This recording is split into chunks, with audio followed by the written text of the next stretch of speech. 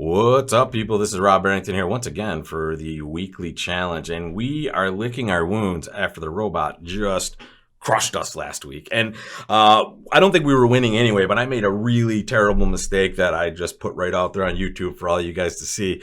And I have to tell you, I'm always reticent to do that because it's embarrassing. You know, it's embarrassing to just make a silly mistake. And I've done it more than a few times in these challenges. In fact, I'm surprised it hasn't happened more often.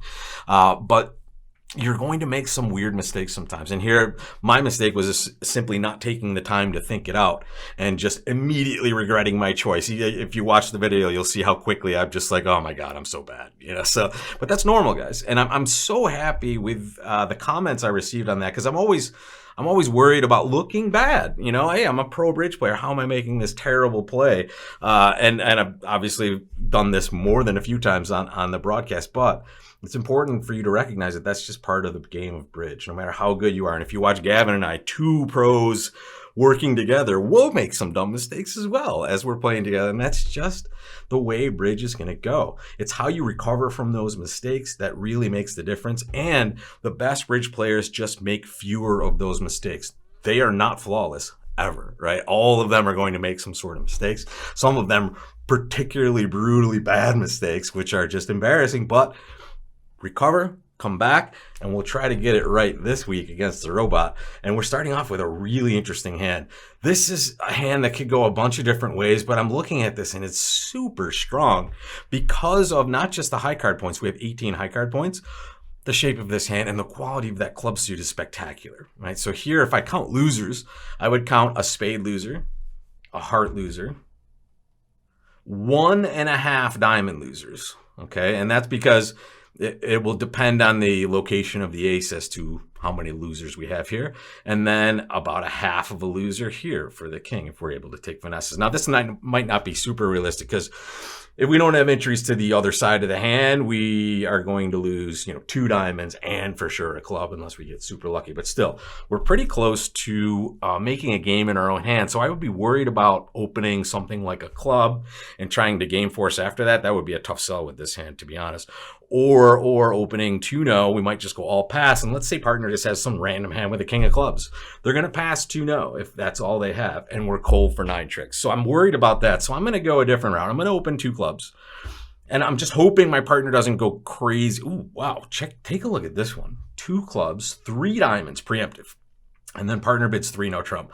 Now let's make sure they have a likely diamond stopper. This might be our best spot. Weird that partner bombs 3, no. After 3 diamonds, but honestly, they probably are just sitting there saying, hey, if I have a diamond stopper, my partner really needs to know. Now, the question is, if it's the ace of diamonds, maybe we take a lot of tricks, but I'm not willing to go any further. Partner's a passed hand. I only have 18, and let's say they get off to a major suit lead, even though you would expect a diamond to be on the table. But if they do and we have a loser, we might be in a little bit of trouble even in these situations. So I'm just going to, on the first board, just pass 3, no trump, and hope we get the desired result here. And take a look. Very nice spot for us. Number 1, they let a diamond, which is magic, right? And we didn't miss a major suit fit, thank goodness. Partner's 5-5 in those majors. And number 2, even with the clubs being void on the other side of the table, our quality of our club suit ends up being really great, and we will take the desired number of tricks here after giving up that king. The beauty here is knowing we have to give up the king of clubs. It's amazing that they led the suit we have 2 stoppers in, right? So this is really good. We're going to win. It doesn't really matter what we win here, but I'm going to win the king of diamonds. Just to maybe, if there's some sort of weird position we can get into later and we still have that diamond entry, we might be able to use something like that. So here we're going to play a bunch of clubs at some point. So they're going to have some sort of, pitching problems, we hope. We hope to see it divide evenly here. So here we're going to play the queen, follow suit. There we go. Okay, now we're going to be sitting pretty in this club suit, losing to that king of clubs. And here comes a spade. So first things first, let's just count what we have at this point and determine what's right. And the reason we're going to do this is to try to set up a position where we might be able to take an extra trick later. So before we just panic and jump up with the ace of spades, let's count our winners. And right now, and this brings up the nice point that I haven't put the winner count up yet. So hang on 1 second. And here we can see we have 2 winners already.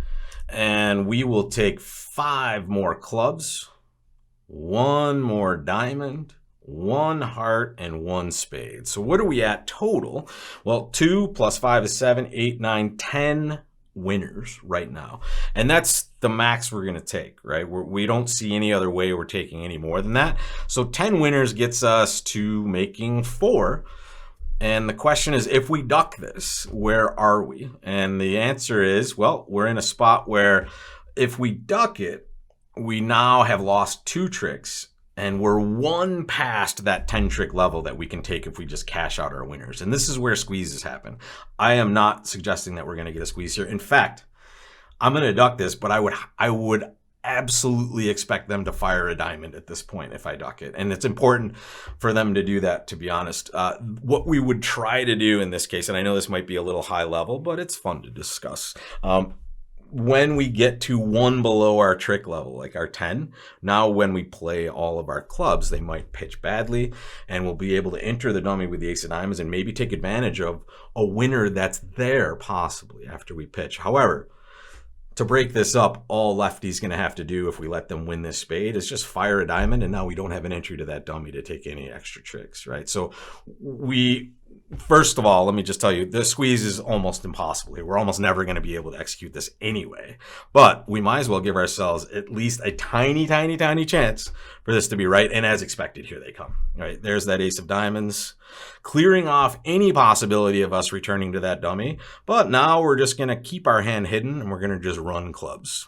All right, so robots rarely pitch wrong. But this is a spot where if you were playing in a realistic situation, you would throw away some hearts from dummy, make it look like you're holding on to spades and diamonds, and maybe they pitch a heart for you here. Enough hearts to make this a winner. Not happening, obviously. The robots are really good at figuring out what's going on, so you will see some sort of small heart win this. There's the 10. And there are the 10 tricks that we knew we were going to take anyway. So did we lose anything by docking a spade? No, we gained a little bit of timing on the hand, but let's take a peek back at that result there. We weren't really going to do anything other than take 10 tricks, right? 6 clubs, 2 diamonds is 8, and the 2 aces is 10. So we got out exactly what we expected from this. The question would be here, what happens when we open a club, which is possible at the other table? I'm not sure how the robots are going to handle this hand. But if it goes a club, Lefty will probably bid 3 diamonds. North should... I mean, it's interesting. What would North do? Would North actually get in there and make some sort of negative double with 5-5, but only 4 points? I don't know. But to be honest, we'll probably just clip off 3 no trump on the way back. Right? That's what I would have done. Right? If it goes a club 3 diamonds, pass to me, I'm just going to bid 3 no, and we're going to probably end up there. We're going to be super happy we see that ace of diamonds in dummy as well, and we should take 10 tricks. So this one as a match point score should be around the same. We would expect 50% on this one, but we never know. So we'll take a look. As we saw in the results last time, we may be in for some sort of interesting side scores here for sure. Number 2 this week. Ooh, wow, look at this one. 6-4 in the black suits. Ace, king, 10, 9, 6 of spades. Beautiful. We're going to open 1 spade here. I hope we find a fit, and we'll be dancing here. Ooh, okay, 1 no trump. This is a very good question, folks. What are you rebidding here? 1 spade pass, 1 no trump pass to you. I'm going to tell you in about 3 or 4 seconds, but if you want to think a little bit longer, don't forget you can always pause this. But what are we going to do when it goes a spade pass and no trump here?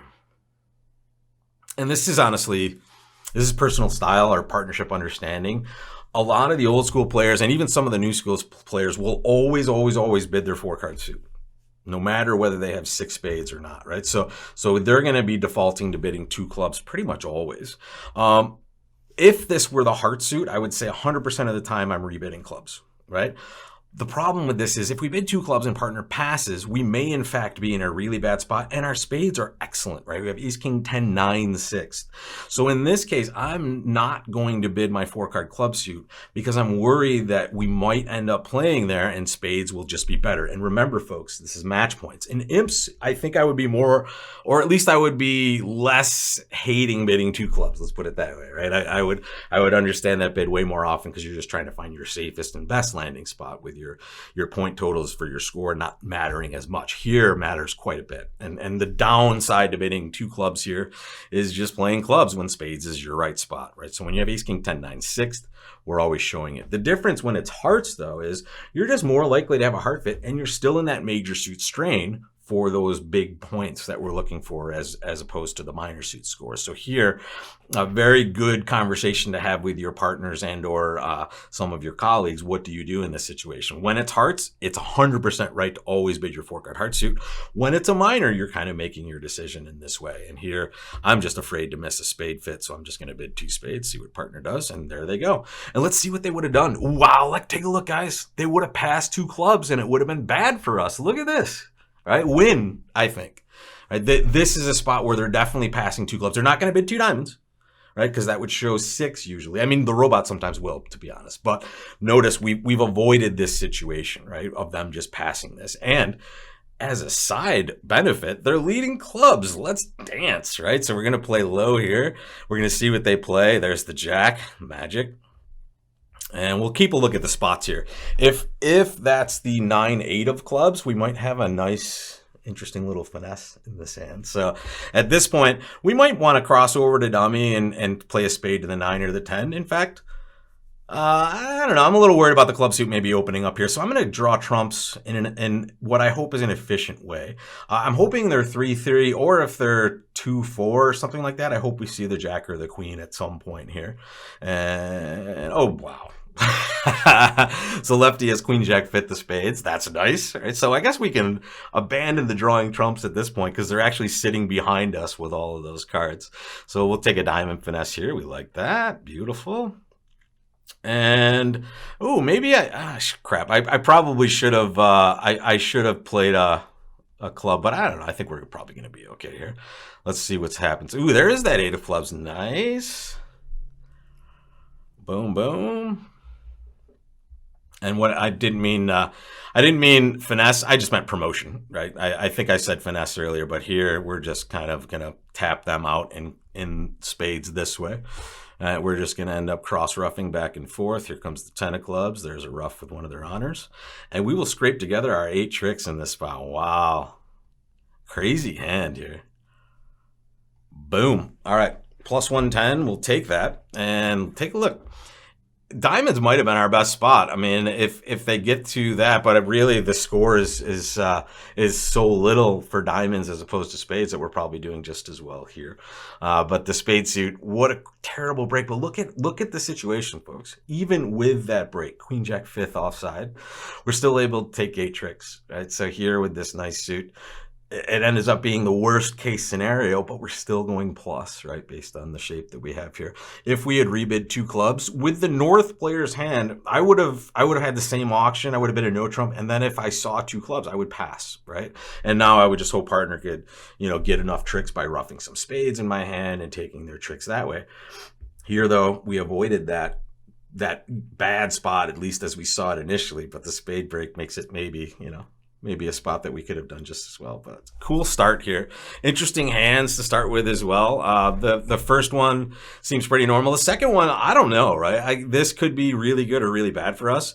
The good thing with this format is we're never going to get destroyed on one hand, right? It's either a 0, a top, or 50%, right? So even if we get a 0, we can kind of scrape together another good board later to kind of cancel that out. And we will hopefully have plenty of opportunities to do that. But I'm not too upset about where we are at this point, folks. I hope you enjoyed this session today, the start to our 12th challenge with the robots. And if you guys are looking to beef up your system a little bit, we've had a lot of interest in one page on my site in particular, and that's the conventional wisdom page, guys. I'll link this right into the bio or into the comments here. We have people beefing up their system with all sorts of conventions that I have here for you. All of these classes are live sessions that were recorded. They contain a bunch of notes and a ton of practice with the actual conventions that you're seeing here. You'll learn them, you'll practice them, and then you'll be set out into the wild with your partner to play them, put them on the convention card, and start your pathway to mastery. So if you're interested in any of that conventional wisdom and beefing up your convention card for the new year, check that page out. And as always, the bridge quiz on Wednesdays, going strong every Wednesday, 3:30 p.m. live or on replay. It's an amazing session, guys. So I'll see you either in either of those or right back here for this weekly challenge, folks. Take care and have a wonderful week.